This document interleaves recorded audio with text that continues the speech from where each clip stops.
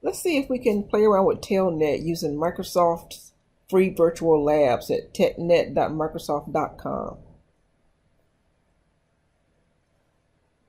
Okay, I'm in the lab and I have two computers, Win 10 and Win 7. Let's start with the Win 10 computer.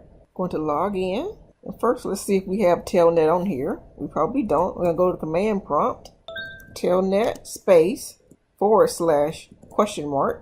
Notice that telnet is not recognized as an internal or external command. So now let's go to right click on the menu, Programs and Features, turn Windows features on or off. Let's scroll down and find telnet client and OK. Now it's installing. Okay, and it's done. So now telnet should work. Let's go right click, search, command prompt, telnet space / ? And now we have a list of things we could use with telnet. But we need to set up the other computer so that we can telnet into it.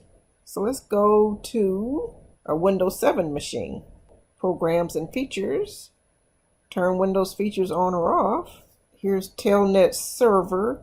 We're going to go ahead and turn on telnet client too, just in case we might need it. But we need telnet server so we can remote into the computer. I'll click OK.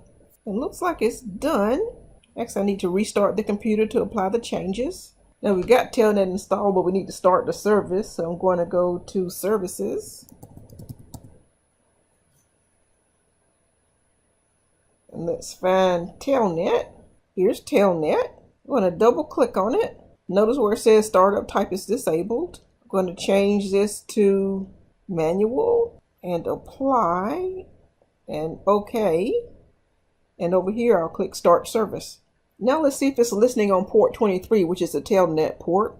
Going to go to command prompt, netstat -A for all, N for don't resolve host names. Enter.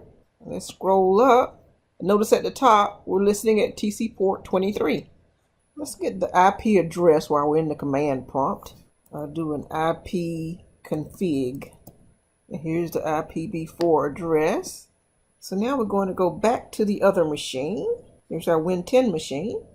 And let's type telnet 192.168.1.110. You're about to send your password information to a remote computer in internet zone. This might not be safe. I'm in a virtual environment, so yes. And notice the top part here. I'm now telnetted into 192.168.1.110. And I'll just do something simple like look at a directory of what's in the computer or the folders in the computer. Adding telnet capability. Going to open Windows Server. Add roles and features. Installation type. Role-based. Next. Server roles. Remote access, next. Features, selected over here. Telnet client, next. And here's telnet client.